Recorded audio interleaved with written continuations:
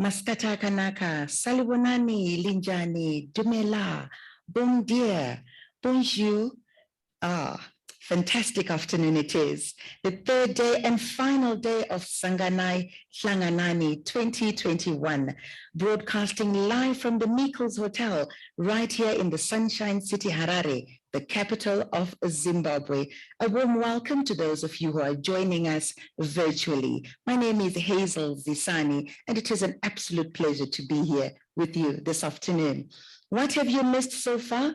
The first webinar of the day was moderated by John Howell, who is the CEO and founder of AviaDev, and they focused on aviation and tourism development. Our second webinar was moderated by Tessa Chikaponya, and they were talking about startups, how to build a professional conferencing organizing company.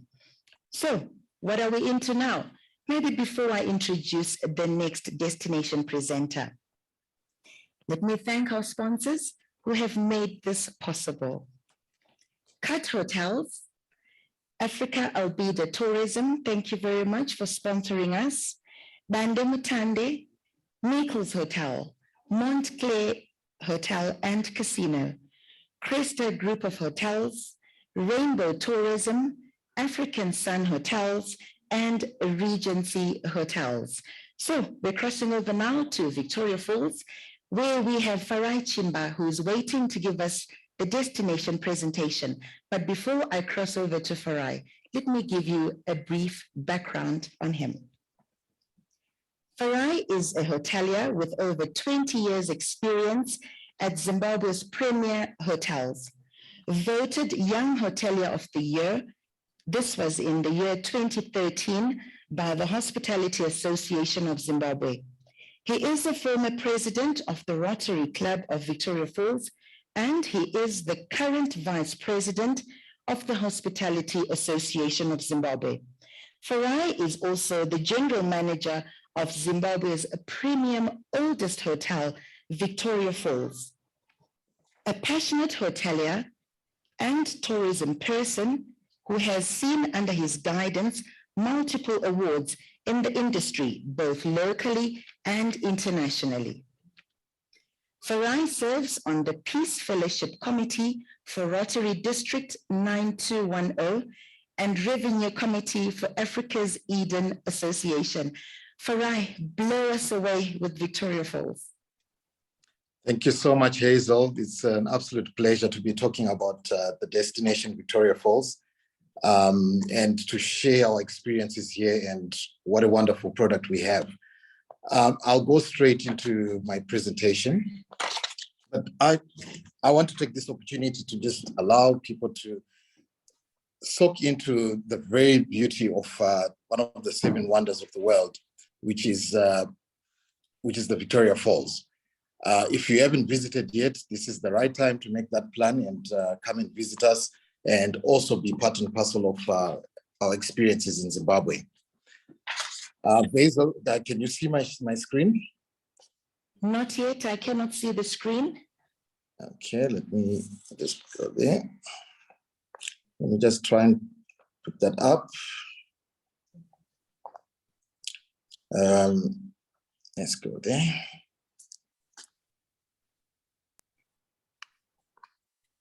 Anything yet? No, not as yet. It just says you're sharing your screen, but nothing as yet. Nothing as yet. Okay, no, that's fine. There we go. Is there something now? Yes, there is. Okay, great. So Destination Vic Falls, Victoria Falls, as we know it. I'll give you a brief background of where we are located. We are in the top left side of the country, which is in Matabeleland North. The location of the Victoria Falls, which is the World Heritage Site, is more or less what sets the pace in terms of the destination. Everybody travels to see the falls. It's a bucket list area that you'd want to go. We are located in the Kavango Transfrontier Park, which is Kaza. This is made up of Angola, Botswana, Namibia, Zambia, and of course, Zimbabwe. Just for the viewers that are with us today to know, This is also the largest conservation area in the world. It encompasses those countries. It's 520,000 kilometers square, and 2 World Heritage Sites are located within this area. It's also home to 60% of Africa's remaining elephant population. So while you're in Vic Falls, it's not out of the ordinary to bump across elephants in the streets. It's a city, but it very much gives you the feel of the wildlife as well. We, as a destination, have also had the impact of COVID felt. A lot of livelihoods were distorted during that COVID pandemic. And as a sole destination that focuses on tourism, we felt it a lot more than everybody else. But we would like to dwell more on our successes that we've had out of the COVID pandemic. We attained city status on the 9th of December in 2020. So we become the youngest city in Zimbabwe. And with that, we also had a foreign exchange, stock exchange set up in October of the same year. So despite the negative impact of COVID, we did see some positive outcomes from there. We are also proud to be the first city to reach herd immunity, if not in Africa, but definitely in Zimbabwe. And on the background of the government's implementation of the vaccine rollout, we were able to start our lives a little sooner. It's also given assurance for those that would like to travel that this is one of those very few places that you can come through and everybody's been vaccinated. We also saw investments continue to happen during this period with new rooms being added on. By rooms, we referring to lodges, hotels being built, and over and above what was there prior to COVID, we actually added 412 additional rooms in the destination. Our total rooms now sit at about 1,868, which is a positive thing for the destination.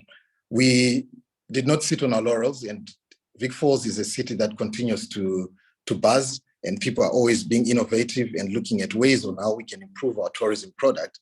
We saw new products coming out for the experiential side of things. So photographic cruises that were added on during COVID. 2 jet boat companies came online, and it's one of the must-try activities, either upper Zambezi or just below the bridge. River cruises, there's been investments in that section as well.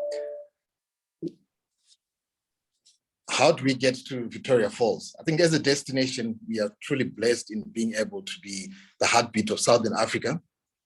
We are serviced by our domestic airlines, which is Air Zimbabwe and FastJet. And we also have flights coming in from East Africa, Ethiopian Airways and Kenyan Airways. Kenyan Airways flies through from Nairobi, comes to Victoria Falls, and then proceeds to Cape Town, and it does a return route back to Victoria Falls and then up to Addis, up to Nairobi, sorry. Ethiopian Airways does a route, Addis, Victoria Falls, goes through Gaborone and back to Addis. So it does give us quite a bit of leeway in terms of drawing in the numbers. If you're planning your trips from source markets like the USA, both airlines do fly into cities in the United States.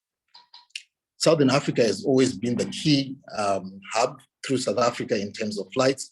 We're happy to see the resumption of a lot of the airlines that had stopped during COVID, Lufthansa, BA Comair, KLM, Ethiopian Airways, Emirates, and Qatar, just to name a few that are flying through South Africa. With that, that has seen us resuming our flights into the destination as well. FastJet has been the flagship. They started flying much earlier than everybody else, and they've been able to bring in the numbers that we need as a destination. We are not limited in access into Victoria Falls. There is also an option of flying through Harare, where there's significant work being done at the airport and linking up with those domestic airlines to come through. You will see on the presentation, there is a picture of a train. Most people don't know, but we actually do have a rail service that comes into Victoria Falls on the luxury market through the Rovos Rail. And next year, we will see the resumption of the Blue Train, which had not come into the country for over a decade. So your access into the destination is by air, by rail, by road, and its location makes it a good springboard to go into other areas within Victoria Falls and the surroundings. For those that would then want to come and you're coming from overseas destinations, we have 46 countries that don't require a visa into the country, which fall under category A. Category B is 117 countries, which only require a visa at the port of entry. And those that require to apply online, you've got 56 countries. This is through the works that have been done through immigration, and a list was circulated in 2018, which brought online a number of countries to try and attract more into our destination. You can always visit the immigration portal to get more information on the various countries that qualify for category A, B, or C. What is Vic Falls? I'm sure you saw at the very start of the presentation, it's the world's adventure capital. We have over 50 activities that you can do in Victoria Falls.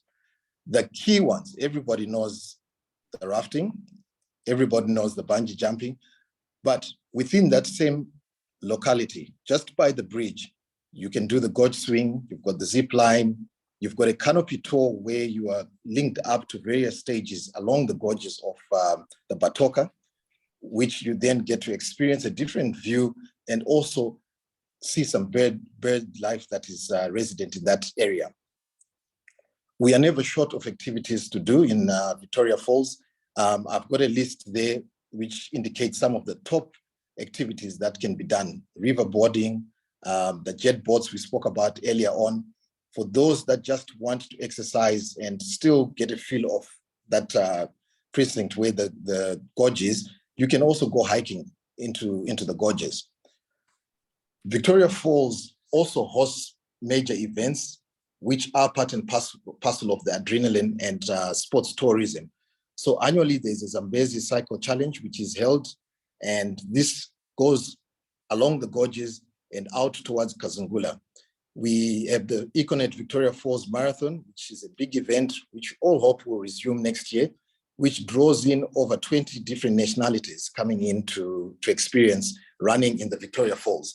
What's very unique about it is it also gets to cross into Zambia through the Vic Falls Bridge and then come back. So what other destination will give you two countries that you can run in? There is a lot that can be done.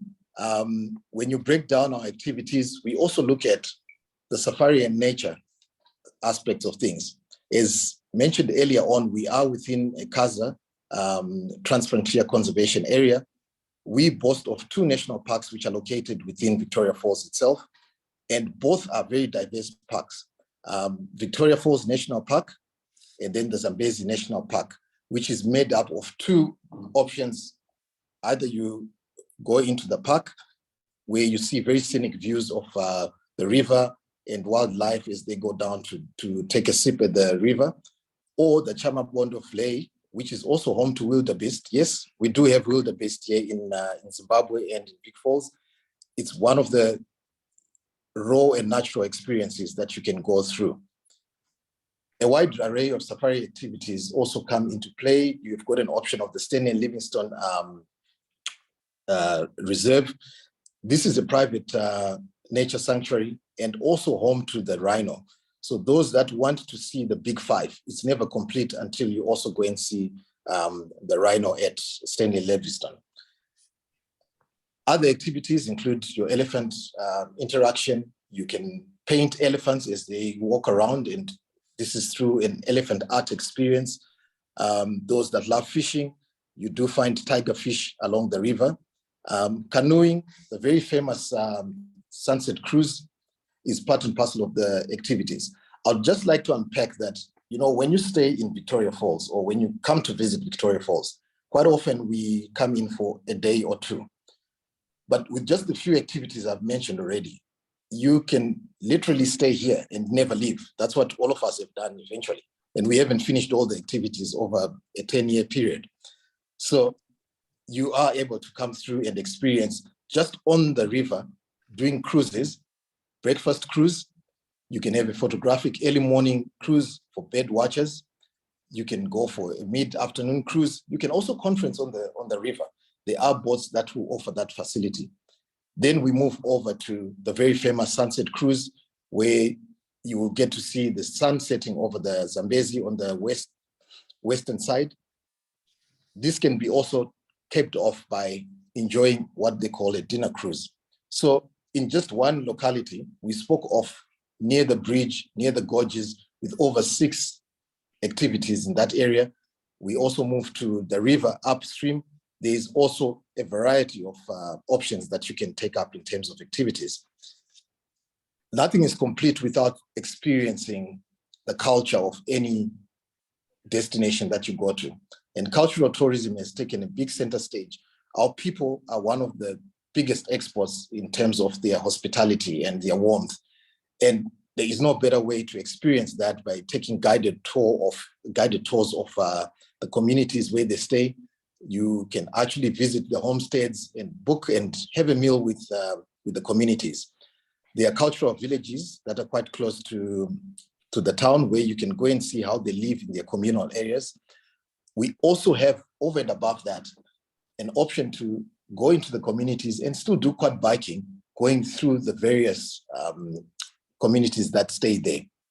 If you want a more wildlife-related quad biking experience, you then go through the national parks. But our Meet the People tours is a must-do.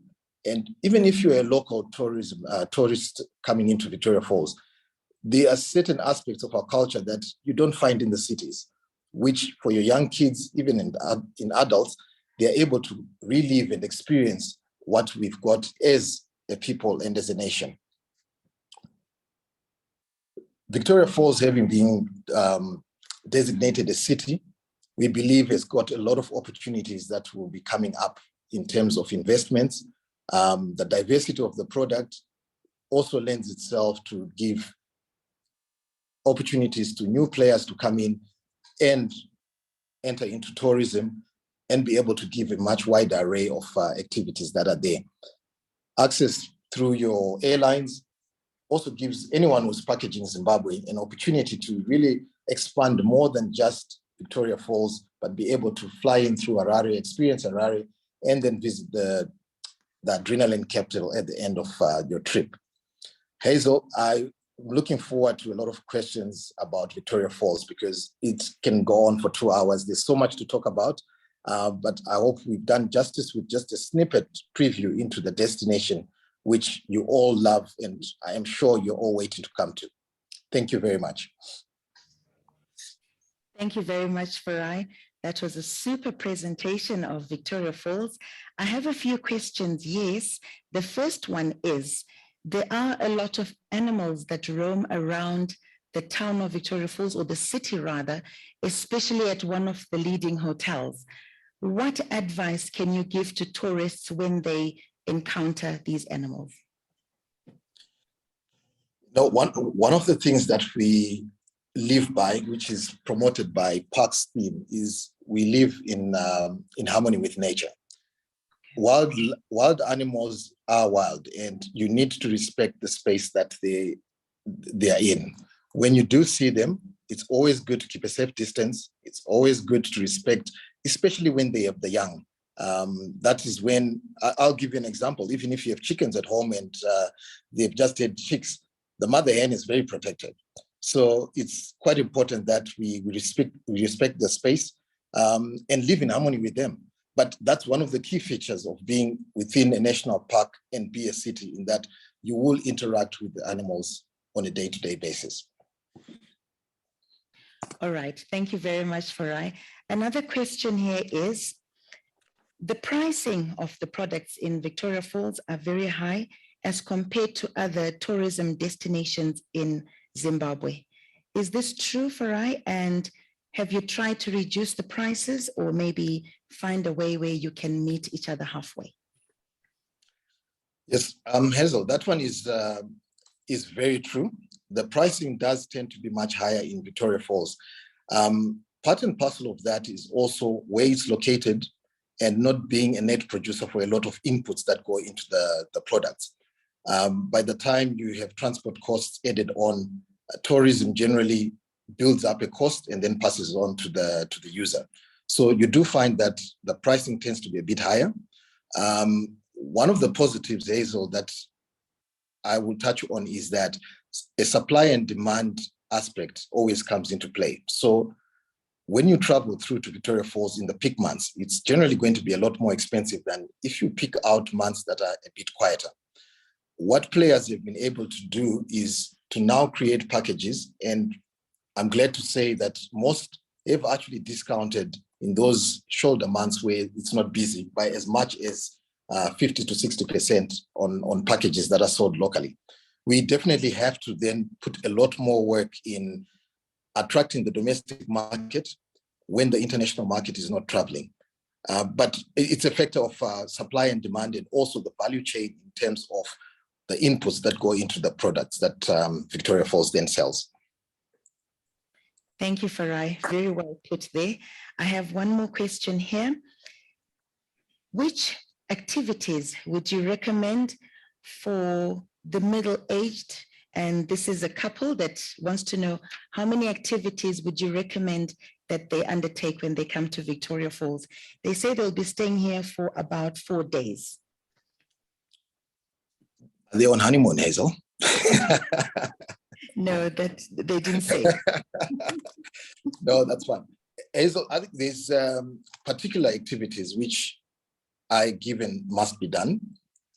I will give it to them as a package that looks more on a blend between a bit of adrenaline and a bit of relaxation, and not a hectic program per se, where you need to leave time for you to relax. So day of arrival, typical afternoon, nice and relaxed. You would probably go for a sunset cruise on day one. So you finish that off at about 6:30 for 7. We've got the famous Boma, which is one of the options for dining out in the evening, and other places that they can enjoy for that night. Day 2, I always recommend, don't do more than 2 activities a day. That's why you need to be on holiday. It's to enjoy and soak in your environment. A walk to the falls in the morning. You then can leave the falls at about mid-morning and go and do a village tour, because the cultural aspect we have overlooked for quite a long time. They can spend an afternoon with one of the communities, and with that also be able to put input and help them in sustaining their livelihoods within Vic Falls. A helicopter flip, you've got to see it from both directions, which is on the ground, and you then go and experience it from above. The Flight of Angels is one of the very much loved experiences. I would then leave one more activity, which is an interaction either with the elephants, or if they are those that want to feel a bit of adrenaline rush without being heavily participating, there is what is called the Feast of the Beast, where you then go and see how the lions feed at their mealtime. So that would be more or less a short version of what you'd experience. Anything after that, enjoy the afternoon, walk around, have tea, have cocktails, the Lookout Cafe, high tea at Vic Falls Hotel. Those are some of the things that will create your memories. Thank you very much, Farah. I was actually about to ask you about the nightlife in Victoria Falls. Well, nightlife is not very big in Vic Falls. It's a factor that is at play because of the times that most people would arrive, and the number of activities you've got to do. Quite often, the next morning, I was quite gentle by saying, go for the falls in the morning, because then you can lie in and leave a bit later. But if you're doing things like the elephant experience, if you're going whitewater rafting, your morning really starts very early. So we tend to see a lot of our visitors in bed by about 9 o'clock. But we hope as the destination continues to grow, nightlife will also be part and parcel of the experience. Thank you, Farai. I want to ask you one more question. Just before lockdown, the expansion of the Victoria Falls International Airport, did that help at all with the arrival of more tourists? We did see a significant increase in tourists after that expansion. That was our game changer for Victoria Falls, because that allowed access in for the likes of Ethiopian Airways. Kenyan Airways came on board, and when we look at next year, we are going to be receiving Eurowings, a subsidiary of Lufthansa, which will link us directly into Europe. So it has played a significant part. What we've got to remember as tourism or hospitality players is that access plays a role. When we all went into lockdown and there were no flights, you could not cross the borders, that had a negative impact on tourism as a whole. So the airport for us, we are looking at it as becoming the enabler to make Vic Falls the hub of the Gaza region and be able to fly in and filter through to the other areas or vice versa. So it's definitely been a game changer. We saw the results, we saw the numbers coming in, and that contributed to our numbers peaking in 2018. Thank you very much, Farai. I must say I was challenged the other day when I was watching the main news. I saw a lady, 79 years old, local lady, who went for bungee jumping. Oh my goodness, I really was challenged. I think the next time I'm in Victoria Falls, that will be my first activity. Thank you, Farai, for giving us your time. I'll hold you to that one. I know certainly you will do that. Thank you very much to all those delegates who are joining us virtually. We have been speaking there to Farai Chimba. He is the general manager of the Victoria Falls Hotel, and he is also the vice president of the Hospitality Association of Zimbabwe. Once again, thank you to our sponsors, Cat Hotels, African Sun, Rainbow Tourism Group, Regency Hotels, Cresta Group of Hotels, Dandem Tande, Montclair Hotel and Casino, Meikles Hotel, Africa Albida Tourism. Shortly, we will come back, and that will be at 14:30 Central African time with another destination presentation. This time, we will be focusing on Beitbridge, home of Vavenda. My name is Hazel Zisani. Join us later.